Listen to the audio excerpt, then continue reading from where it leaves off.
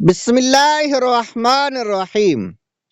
وہ 12 اعمال جن کے ذریعے نجات ملتی ہے۔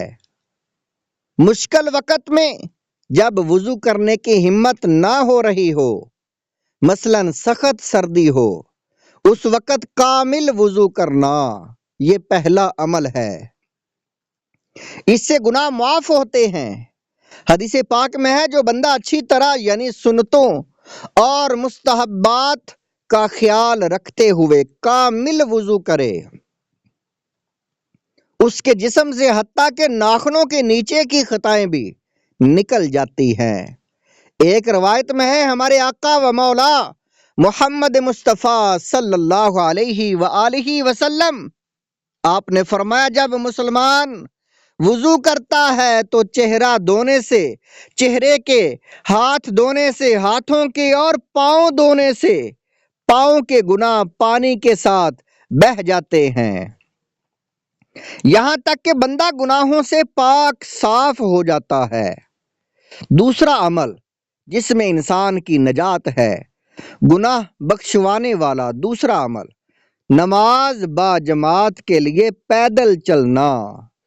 سبحان اللہ۔ مسلم شریف کی حدیث پاک میں ہے جو بندہ اپنے گھر پر وضو کرے پھر فرض نماز کی ادائیگی کے لیے مسجد کی طرف چلے تو اس کے ایک قدم پر گناہ معاف ہوتے ہیں، دوسرے قدم پر ایک درجہ بلند کر دیا جاتا ہے۔ ایک حدیث شریف میں ہے نماز میں زیادہ اجر ثواب اس کے لیے ہے جو زیادہ دور سے پیدل چل کر آتا ہے۔ یہ دوسرا عمل ہے۔ تیسرا عمل جس سے گناہ بخشوائے جاتے ہیں، گناہ بخشوانے والا تیسرا عمل، ایک نماز کے بعد دوسری نماز کا انتظار کرنا۔ یہ احادیث پاک، یہ 12 اعمال کا ذکر جن احادیث میں ہے، یہ حوالہ جات ہیں مسلم شریف، مسند بزار، بخاری شریف۔ فرمایا حضرت ابو ہریرہ رضی اللہ تعالیٰ عنہ آپ فرماتے ہیں، روایت کرتے ہیں کہ بندے نے جہاں نماز پڑھی وہیں بیٹھا رہے تو جب تک وضو نہ ٹوٹے فرشتے اس کے لیے دعا کرتے رہتے ہیں۔ فرشتے کہتے ہیں اللہم اغفرہ، اللہم ارحمہ، الہی اس کی مغفرت فرما، الہی اس پر رحم فرما۔ درجات بلند کرنے والے 3 اعمال۔ ان 12 اعمال میں سے 3 اعمال درجات بلند کرنے والے ہیں۔ کھانا کھلانا، سلام کو عام کرنا، رات کو جب لوگ سو رہے ہوں اس وقت نماز پڑھنا، درجہ بلند ہوتا ہے انسان کا، عظمت اور شان اس کی زیادہ بڑھتی ہے۔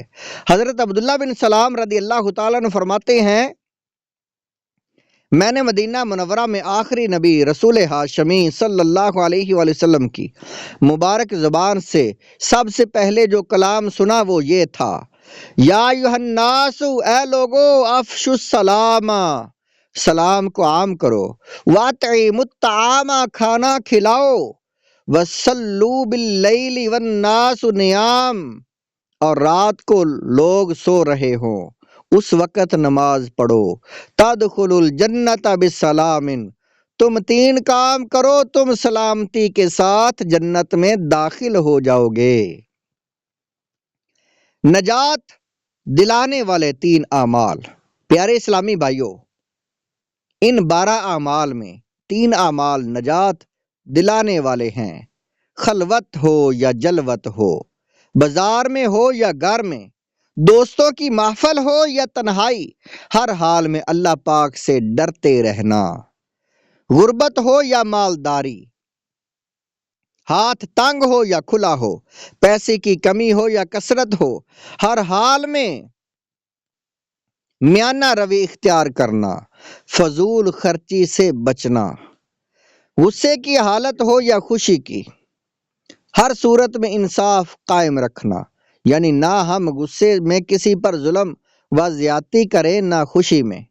آج کل یہ بلا بہت عام ہے، لوگ غصے میں آ کر ناحق دوسروں پر ظلم تو کرتے ہیں، اس کے ساتھ ساتھ خوشی میں بھی دوسروں کو ناحق تکلیف پہنچانے سے باز نہیں آتے۔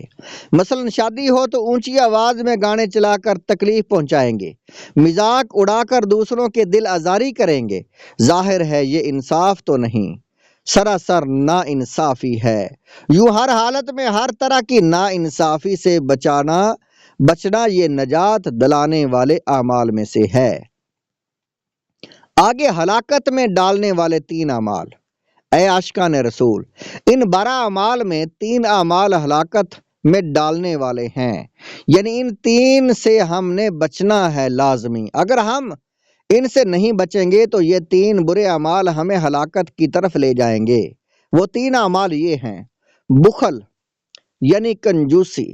پیارے آقا مکی مدنی مصطفیٰ صلی اللہ علیہ وآلہ وسلم نے فرمایا، کنجوسی سے بچو، بے شک تم سے پہلے لوگوں کو کنجوسی نے ہلاکت میں ڈال دیا۔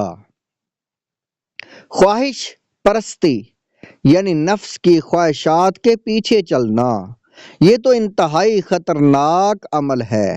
پیارے آقا مکی مدنی مصطفیٰ صلی اللہ علیہ وسلم نے فرمایا، نفسیانی خواہشات سے بچتے رہو، کیونکہ یہ آدمی کو اندھا بہرا کر دیتی ہے۔